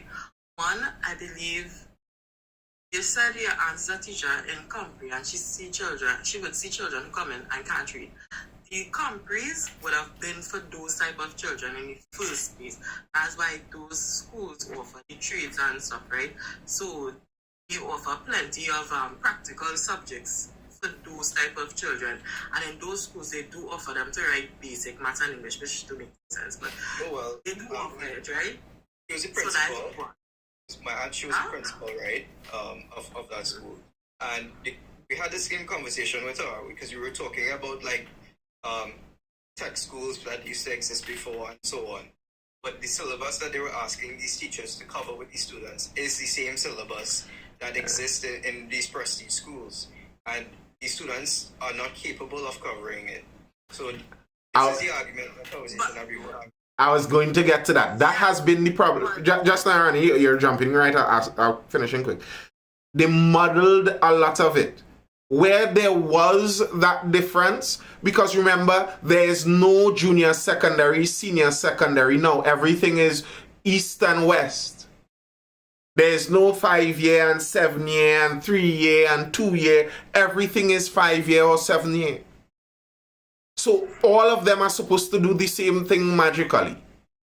There isn't that difference. While I agree, Ronnie, that's what it was supposed to be for. But even the comprehensives, they weren't for children who couldn't read. The comprehensives were for children after the 14+ exam of junior sec, where you get a basic intro into secondary school. You could leave at 14+ and go become an apprentice somewhere, or you could go to senior comp and do some CXC subjects, maybe even a trade for CXC, and advance that, get something like a diploma even. That's what the senior comprehensives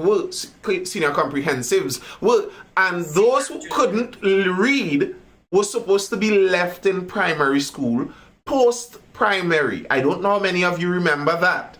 Post-primary. And there were serval life centers.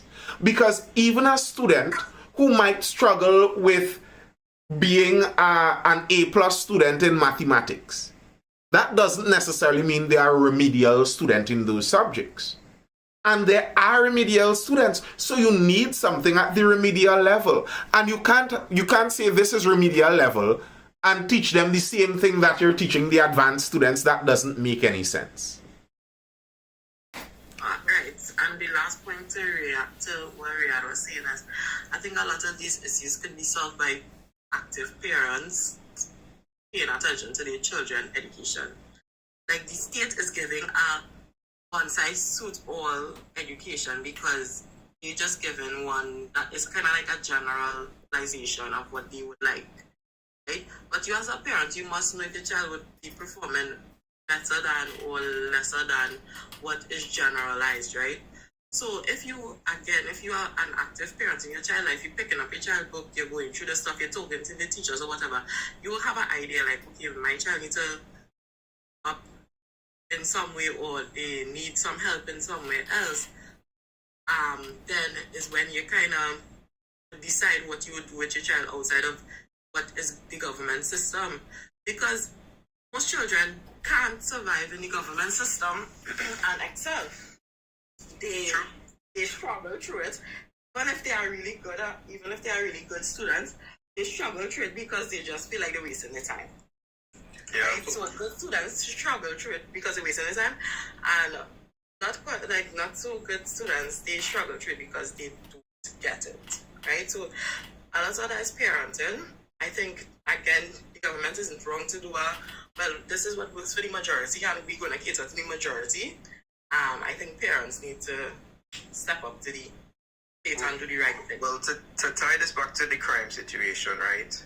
Obviously, it's the students that fall through the cracks are the ones who, the majority of them end up into the life of crime, right? So it's because of the lack of active parents.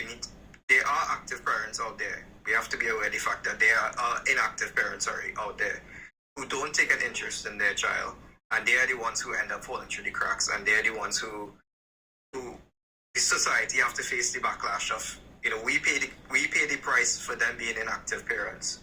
So we have to find a way to either the government, which I know Nathan probably don't agree with, would have to step into that role for those children, either through social services, or we have to find a better way of tooling parents in order to become active parents.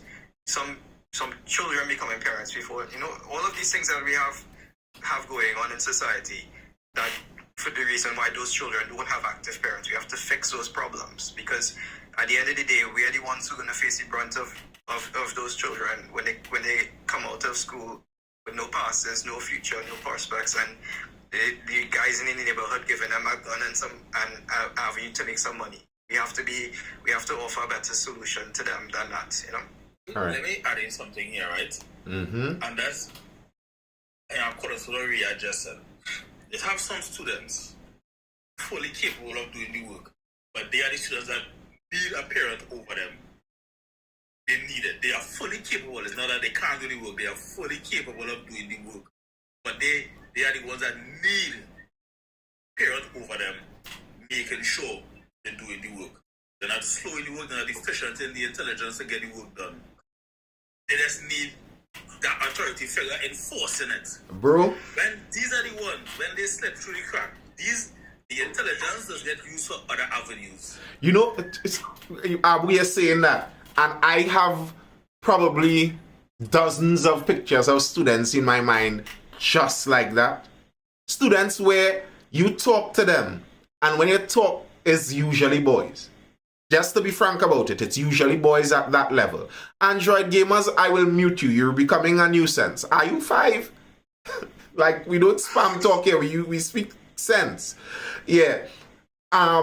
Many young boys you see like that, they're intelligent. You talk to the and sometimes they give you a kind of answer, a kind of clever answer. You say, you are a very smart lad. And all they need, I remember many students like this. There are some students, they don't even need your help. I saw little Miss Medita was talking about that, where, sometimes parents don't even have the ability. Sometimes some of those students, all they need is somebody to sit next to them. Somebody sit next to them. Keep them company while they do their work. There are generations and stories that talk about parents who couldn't even read. But somehow they helped their child with their homework. What was the help? Company. That's all. Company. You're seeking interest. You're showing interest. Yeah. The other part of this is where a large part of society design their ability as parents for the government to solve all their problems. When I look at government as a template. What do I mean by a template? Or they set policies, or they make give us a big arena which into work and create the environment. But how you deal with things on an individual level, and people like the same Android guy about parents have to work and all those kind. We all have the same human condition that everybody go through. And so we just have to find what works for our family.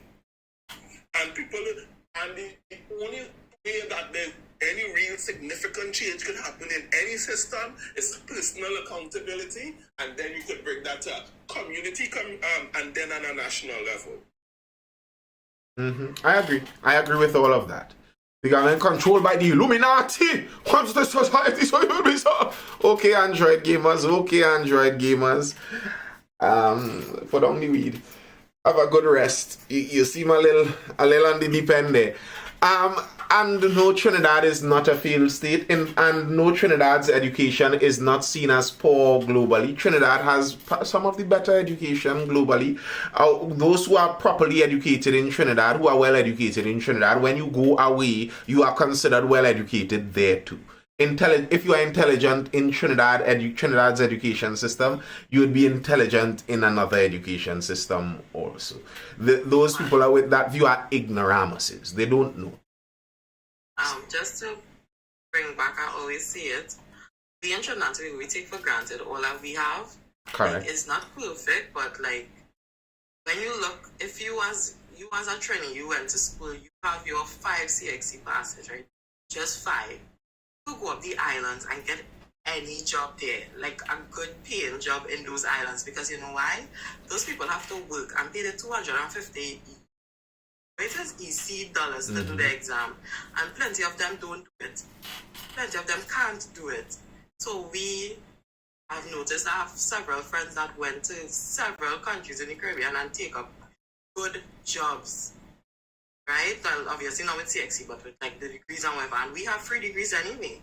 So take a degree. If you can't get a job in Trinidad and Tobago, go in the Caribbean and get a job. Easy peasy. So you trying to get Trinities hated around the Caribbean? Can you imagine what would happen in 30 years? More hated, correct. Imagine in 30 years when Trinidadian, as I guess an ethnicity you might call it in a sense. If you have Trinidadians being the 1% in every country in the Caribbean, we will get hate. It's called us tricky daddians. Yes. That's what But it's it's called. nothing tricky about it. They go You have a hate me. degree in law, and we have a degree in law. We go and we get the job in law. They go hate you me. understand? But that's good advice, though. That's good advice. Yes, good. Go and explore. Trinidad is small, and we have too much degrees for the country that we have. You could either not use your degree, or you could go out there and get something with your degree. And you can get anywhere in the world as well. Not just in the Caribbean, but in the world. If you're in the Caribbean, go Georgia and whatever. Go in the world, go in America and fight. But in the Caribbean, you don't really have to fight that hard. Yeah. It's sadder because honestly, if the crime situation was not what it is in Trinidad, Trinidad would be a paradise. Exactly. We have such lovely people outside of the crime situation. We have nice things to see. We have good culture in terms of, how we interact with each other. It's just the crime situation. And we have lots of economic opportunity. Yeah, it's sad that we can't come together and solve this issue just so that, we could stay out late at night for a walk on the beach. Open a business. Live on an island, and you can't go for a drive at night. Out of fear you might get robbed or something. You know what it is? That's what they live on that side. Show off na Bego, like if Bego ain't violent. Bego calling we the getaway. Ronnie, I hope I don't hear murder tonight. You know all The going. crime situation in Tobago these days. Yeah, but again, it's under control. They're not exporting all kind. That's not, and I hate when people say like that. It's not even Trinidad crime. Like, Is literally the man. Tobago had a crime of their own. We are we own criminals, and Literally the guy who is hotting up the whole of Tobago, the one who they let out, and what was that bill? A stupid level up. It was so small. It was so stupid. It's Tobago born and bred, are we own boy? And it's like, who is that? The singer? That family is, I don't know what happened to that family. Who is that? The singer? But the brother was in a car chase with the police. Why the police don't put a station right outside his house? Tobago's so small. Put one station outside their man house and follow him everywhere. Just hire a police officer to do that. Solve all the crime situation and then the story. Yeah. Again, Trinidad and Tobago is so small. We should not have the crime that we have. Correct. It's so easy to solve the crime in this country. because everybody know everybody. You know, the Christmases could go out and find every single gang leader or whatever, and we have police commissioner who don't even know who the criminals are. It's so frustrating if you really think about it. Yeah, it is. No, I think The commissioner of police on Facebook today said that her friend growing up is Houdini. Anyway, you actually believe the police do not big gang leaders, huh? bro, what did you just say? Commissioner said as why she would go. Her friend was Houdini. What do you mean by that? Like the I tried to get. Can I imaginary friend? Okay. Like she's still imagining all. Yeah, and Abu, yes, I think the police know exactly who the problem guys are. As I always say, they know. Part of it is corruption, though. When they get them into court, Yeah. it's a whole matter of proving. It's a matter of know proof. something. Knowing something and proving something is two different things, you know. That is why, if all you really want the crime situation handled, all you're going to have to be able to deal with some Extrajudicial stuff. with some what is this? Extrajudicial. Yeah, that one. Yeah, reason. That. When you have to deal with a few of that, or you're gonna have to deal with some policing. You know, The it'd be nice. fire cause first, and then the plant. We don't want to deal with that either. But that's probably the quickest way to get done. Maybe we could try that too. What's that? That competent what? Police officers who are capable of doing an investigation and creating. We have We have, but listen, we have those things, but we have really good lawyers too. It comes down Yeah, to but all the evidence thrown out because they didn't follow proper procedures. They didn't gather proper evidence. They don't show what, you know. So when you the officers are nowhere to be found because they get paid off. It's all of these little things. all right, you now say the reason there. They got paid off, corruption. Right. Yeah, but It's not ability. It's It's corruption. but that's why I said it. One of the first things to solve our crime All situation the witnesses get dead. isn't there a witness missing in Tobago right now too? One of the realities is just the corruption within the police service. That's why it's one of those very difficult things to do. Maybe I said before, maybe the possibility of the foreign commissioners, maybe that had an avenue for some success. Maybe. All right, people. Let me look to dive in my bed. It's closing in and to give youths opportunity. ESP, the size of stadiums and the some updates. We had to give up last Samdo for stadium. But the man say ESPN, innit? He's really a gamer because we building stadiums for like online gaming. ESPN. No, ESPN is so if you just say EA Sports, that is gaming. Yeah, ESPN is. I don't think that we need to give the youth more sports and that's going to solve the crime issue. I don't think it will. Another question for another day is why it is we have all of these facilities and they're not being used at the levels that they need to be used. Because some contractor had to get the money to build it. Yeah. And people making real money maintaining these things and maintaining these facilities. No, hear how we maintain many things in Trinidad and Tobago. You pull me in on this, because it's a frustration of mine.